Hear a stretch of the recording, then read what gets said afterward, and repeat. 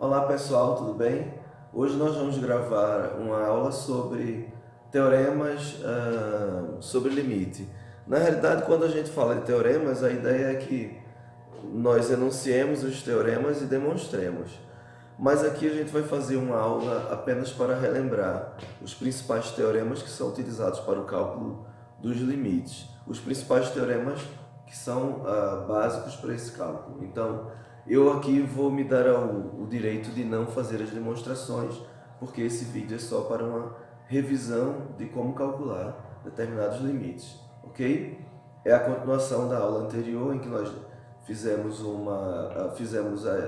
trabalhamos com a ideia, né, do que era um limite, fizemos aqui a parte intuitiva e depois definimos formalmente esse limite de uma função com uma variável, né?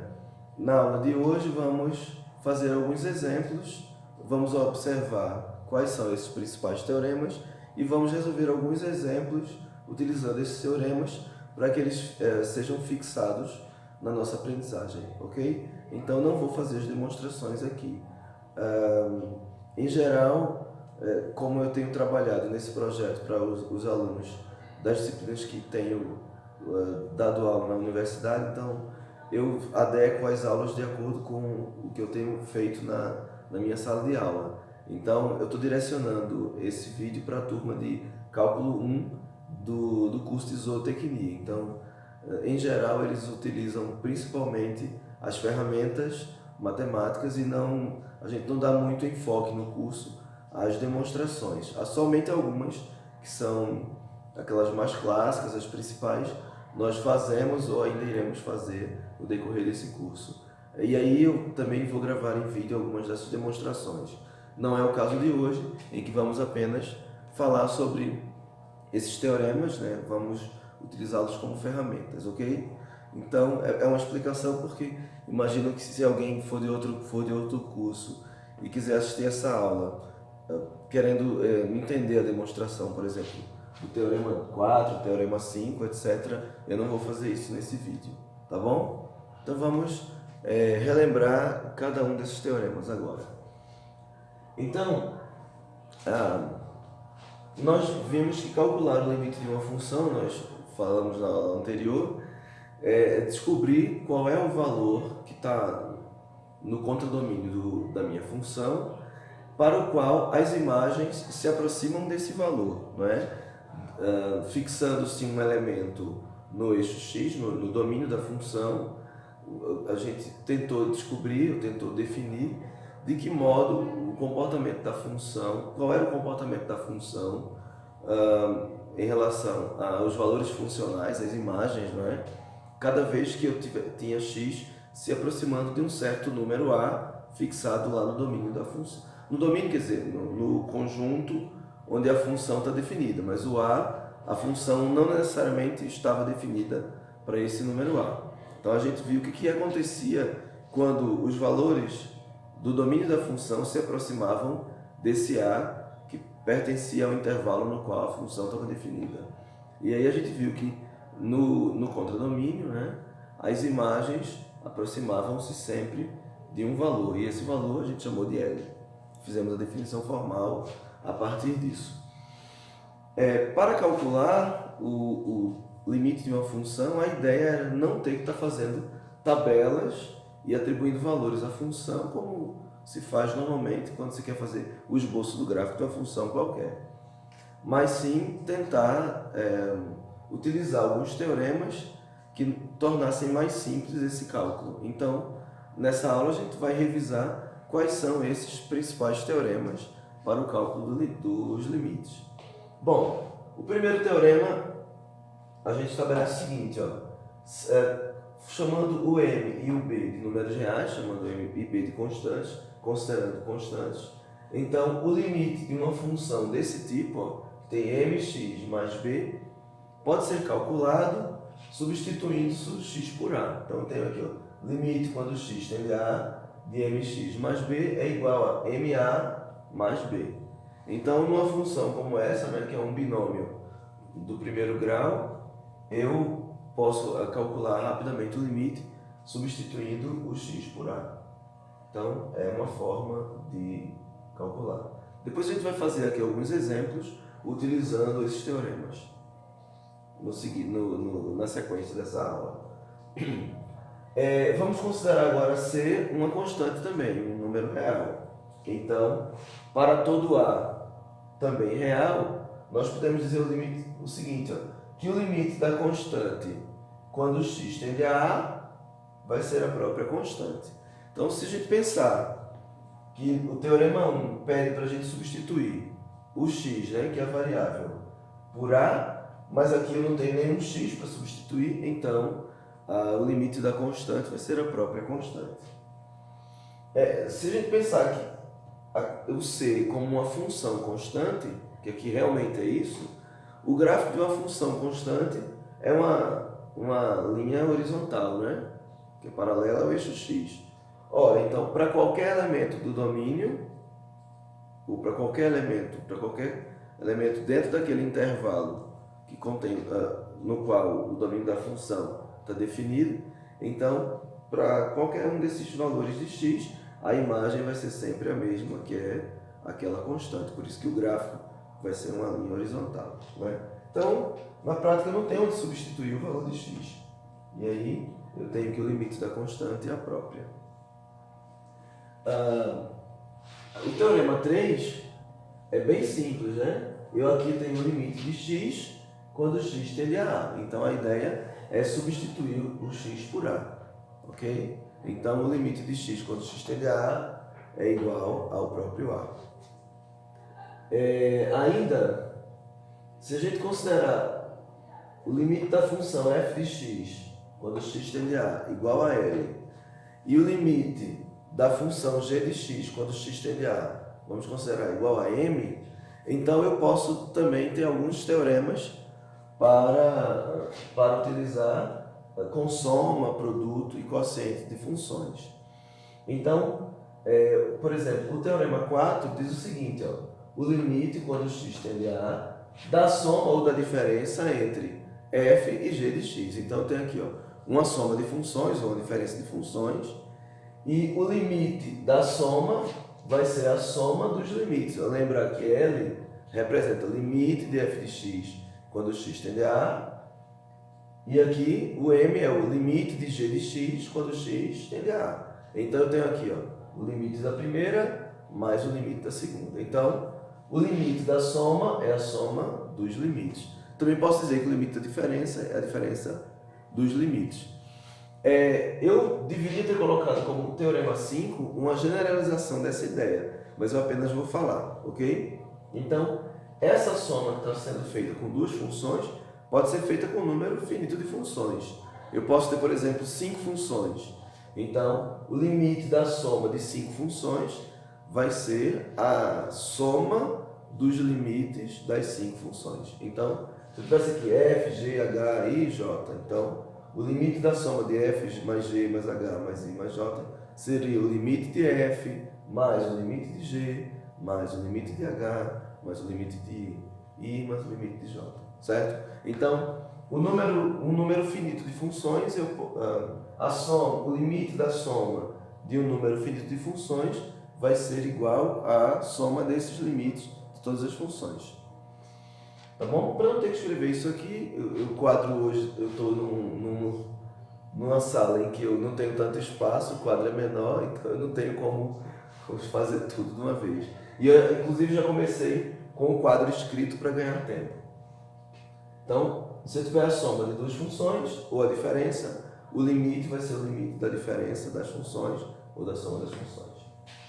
A mesma coisa se aplica ao caso do produto. Então, eu tenho aqui, o limite quando x tende a A do produto entre as funções f e g, né? Então, o limite do produto vai ser o produto dos limites, L vezes M, ou seja, limite de f de x quando x tende a A vezes o limite de g de x quando x tende a A, ok? Como eu posso, da mesma forma que a soma, generalizar esse caso do produto, então eu posso ter também o produto de n funções. Então, digamos, se eu tivesse o produto de 10 funções aqui, f vezes g vezes h vezes i vezes j, ou então f1 vezes f2 vezes f3, etc. o produto de n funções, o limite do produto de n funções seria o produto dos limites dessas funções. Então seria o limite de f, o limite da primeira função, vezes o limite da segunda, vezes o limite da terceira, vezes etc, etc, até o limite da enésima função. Ok? Então, o limite do produto é o produto dos limites. Mas o limite do produto não é apenas o limite do produto de duas funções. Eu posso ter o limite do produto de n funções. E como eu falei, eu só estou aqui relembrando os principais teoremas e não estou fazendo as demonstrações. Só para a gente relembrar que tem essa generalização. Ora, e se eu fizer o produto de uma função por ela mesma? Então, o produto de uma função por ela mesma, se essa função é elevada ao quadrado, né? E se eu fizer essa função vezes ela mesma 3 vezes? Então, eu vou ter a função elevada ao cubo. Se eu pegar essa mesma função e multiplicar por ela n vezes, eu tenho essa função elevada à enésima potência. Então, eu também posso calcular o limite de um produto em que os fatores são repetidos. Ora, fatores repetidos vai nos dar uma potência. Então, eu também posso calcular o limite da potência. E aí, eu coloquei como teorema 6 esse teorema aqui. Ó. O limite de f de x, quando x tende a de f de x elevado a n, vai ser L elevado a n. Ou seja, o limite da potência de uma função vai ser igual à potência do limite. Então, é como se eu colocasse esse limite aqui dentro, né? Escrevesse assim.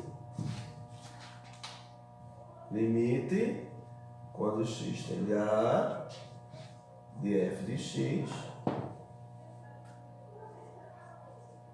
tudo isso elevado a n. Então, o limite da potência de uma função vai ser igual à potência do limite da função. Tá certo? Lembrando que quando eu tenho esse cara aqui elevado a n, isso é o produto, né? Eu fiz o limite de f de x n vezes. O limite de f de x vezes o limite de f de x vezes o limite de f de x.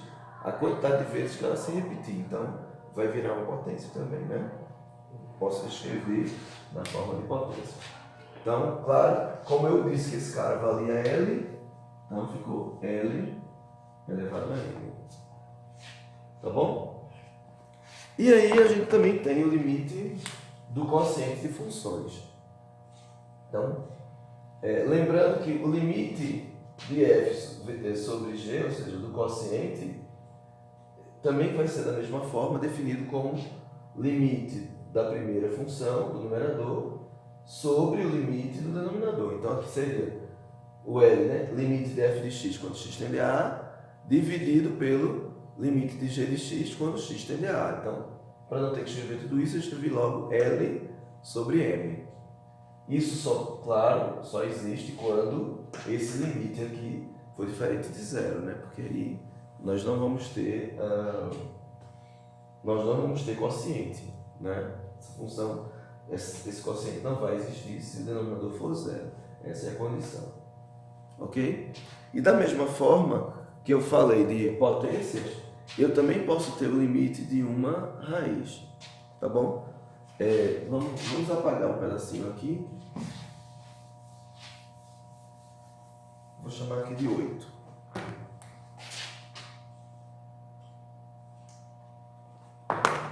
Então, pegar aqui seja n pertencente aos inteiros, aos inteiros positivos. Então, limite quando x tende a da raiz enésima de n, raiz enésima de f de x vai ser igual a raiz enésima de L. O que eu estou dizendo aqui? Eu estou afirmando que se N for um número inteiro positivo, né, para que eu tenha essas raízes, então o limite quando x tende a A dessa função aqui, que está dentro do radical, ó, da raiz enésima de f de x, vai ser igual a raiz enésima do limite de f de x quando x tende a A. Então, o que eu estou mostrando aqui? Estou falando aqui que eu estou passando esse limite para dentro da raiz. Isso aqui é o mesmo que escrever raiz enésima do limite quando x tende a de f de x. Ou seja, o limite de uma raiz é igual à raiz do limite. Ok? Então, basicamente, são esses os teoremas, como eu disse, não demonstrados aqui, que vão nos facilitar o cálculo dos limites a partir de agora. Vamos agora fazer os exemplos do cálculo do limite com os teoremas que falamos anteriormente. Então, eu coloquei aqui o seguinte: calcule os limites a seguir, evidenciando os teoremas utilizados, ok? É claro que eu poderia pensar em calcular direto isso, fazendo a substituição, né? No lugar do x aqui, ó, fazer 3 ao quadrado mais 7 vezes 3 menos 5. Mas a nossa ideia aqui é fazer isso no passo a passo, aplicando os teoremas. Tá legal? Para que fique bem evidente o uso deles. Bom, como eu falei, primeiro eu tenho o limite de uma soma, né? O limite de uma adição é a soma dos limites, né? Então eu disse que poderia ter duas funções, três ou mais funções. Aqui eu tenho um trinômio, então eu posso considerar como se cada pedacinho aqui fosse uma função. Então, cada parcela aqui dessa minha soma é uma função. Então, eu tenho aqui, ó, x ao quadrado é uma função, 7x é outra e 5 é outra. Então, eu posso escrever isso aqui assim, ó, como sendo limite, quando x tende a 3, de x ao quadrado, mais limite, quando x tende a 3, de 7x, menos limite, quando x tende a 3, de 5. Então, eu já usei um teorema que é o limite da soma de funções. Eu não vou aqui sair colocando teorema 5, teorema 4, não vou escrever, mas nós vamos falando aqui o teorema utilizado. Então, o teorema da soma e da diferença, né? Está aqui. Agora, eu posso dizer ainda, vou continuar aqui em cima, que isso aqui é igual. Aí, observe aqui no primeiro limite. Isso é o limite de uma potência, ó. Limite, quando x tende a 3, da função x elevado ao quadrado. Então, o limite da potência, eu posso dizer que é a potência do limite. Então, isso ficaria assim, ó. Limite, quando x tende a 3, de x, tudo isso elevado ao quadrado. O limite da potência, a potência do limite.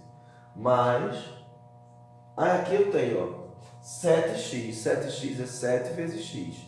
Então, também posso separar isso utilizando o teorema do produto, né? De funções. Então, eu posso escrever isso como limite de 7 vezes o limite de x. Então, limite de 7 quando x tende a 3 vezes o limite de x quando x tende a 3. E ainda menos, isso aqui já dá para até calcular direto, né? Porque eu já tenho o limite da constante, ó. O limite da constante, o limite de 5 quando x tende a 3, é a própria constante. Então, já vou escrever aqui menos 5. Então, agora vamos resolver cada parte dessa, né? Então, o limite de x quando x tende a 3, acho que foi o segundo teorema, se eu não me engano, ou o terceiro, né?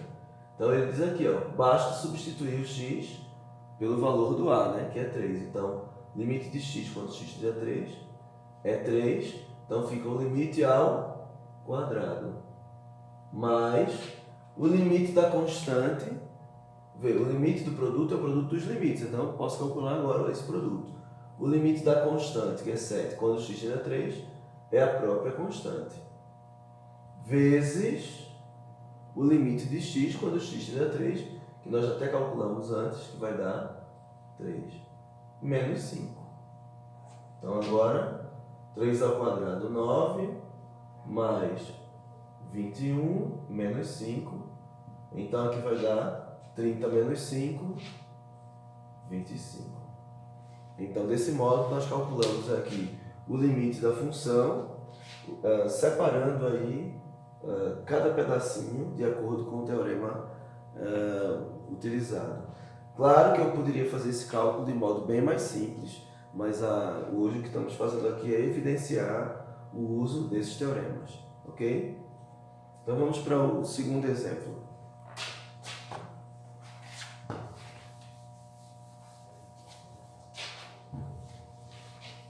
Aqui apagado.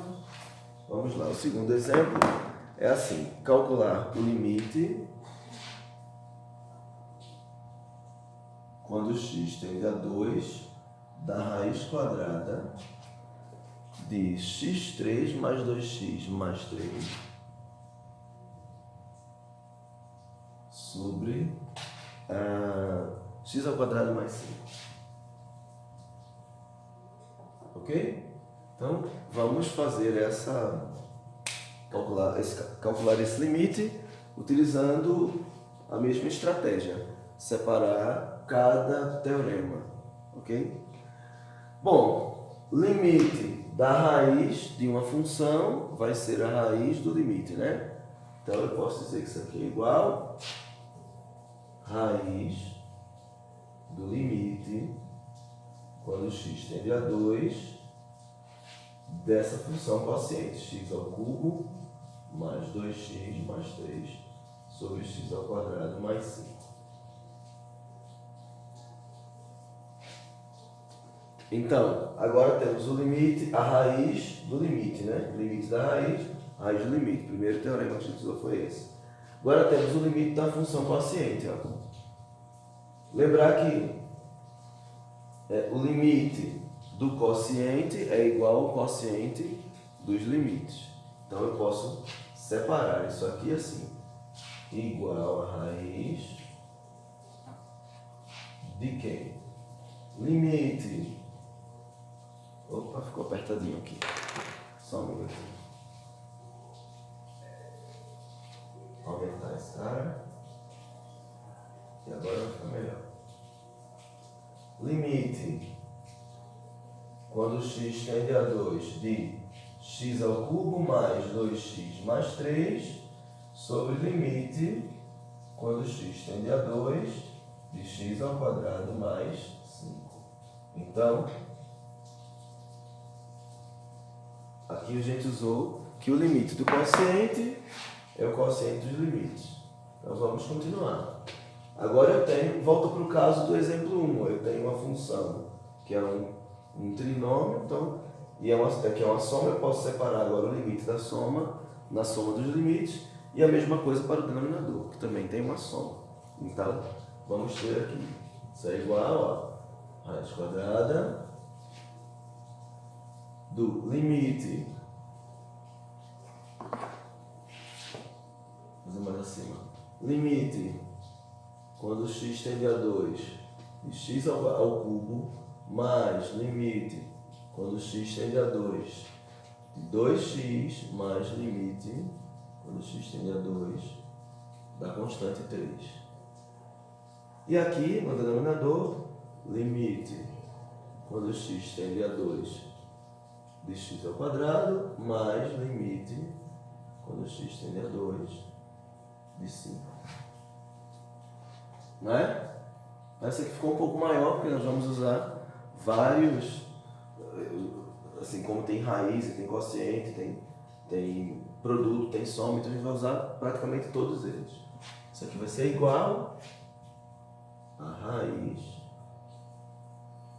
de x ao cubo. Então, limite da potência é a potência do limite. Então aqui eu tenho limite quando x tende a 2 de x, tudo isso elevado ao cubo, mais limite do produto dos limites, então limite quando x tende a 2 de 2 vezes limite quando x tende a 2 de x. E aqui o limite da constante eu posso resolver, o limite da constante é a própria. Então, já temos isso aí. No denominador, então temos aqui, ó, de novo a potência, então eu tenho limite quando x tende a 2, desculpa, quando x tende a 2 de x ao quadrado, mais o limite da constante, que é o limite de 5, quando x tende a 2 é 5. Agora dá para resolver praticamente tudo. Isso aqui vai ser igual a raiz quadrada. Então aqui, o limite de x quando x tende a 2 vai ser 2, né? Então, substitui o x por 2, que vai ficar 2 elevado ao cubo. Mais o limite da constante, o limite de 2, quando x tende a 2 é 2, vezes o limite de x quando x tende a 2, que é 2, mais 3. E no denominador, vamos ter o limite de x quando x tende a 2 é 2, substituímos, ao quadrado, mais 5. Ok? Então, como é que fica aqui? Raiz quadrada de... Então aqui eu tenho 2 ao cubo, dá 8, mais 4, mais 3, né? E aqui 4 mais 5. Então isso vai ser igual a raiz de... Quanto foi? 8, 4, 12, com 3, 15. Raiz de 15 sobre 9. Não é? Dá até para simplificar. Isso aqui vai ficar raiz de 15 sobre 3. Então esse aqui é o nosso limite da função. Obviamente, como eu falei, a gente já sabe que tem um teorema que diz que eu posso substituir o valor do x pelo a. Claro que a gente vai ver que em alguns casos isso não é possível diretamente, mas nesse caso, se nós substituíssemos aqui, ó, o x por a, né, por 2, então aqui daria 2 ao quadrado 4, mais 5, 9. Então teríamos já esse denominador. E aqui, 2 ao cubo dá 8, mais 2 vezes 2, né? 8 mais 4, 12, com 3, 15. Então, diretamente substituindo, já obteríamos esse resultado aqui, a raiz de 15 nonos, que na prática é raiz de 15 sobre 3. Diretamente dava para fazer, mas aí o que eu estou mostrando hoje é a utilização desses teoremas, tá bom? Na sequência de vídeos que eu tenho gravado, eu agora vou fazer um vídeo somente com exemplos de cálculos de limite em que eu não consigo fazer essa substituição aqui diretamente, em que quando eu substituo, eu vou encontrar uma indeterminação. E aí, nesse caso, eu vou ter que usar alguma estratégia para eliminar essa indeterminação e, a partir disso, conseguir substituir. Tá bom? Então, eu espero que essa pequena aula tenha ajudado para que a gente consiga tenha conseguido rever os teoremas e entender melhor, não a sua demonstração, né, claro, mas apenas a sua utilização. E quem gostou, dá um likezinho aí. E quem é meu aluno que já acompanha as aulas, quem estuda comigo na universidade, aproveite mais esse recurso para se aprofundar mais nas aulas de cálculo, ok? Obrigado e até a próxima aula. Tchau, tchau.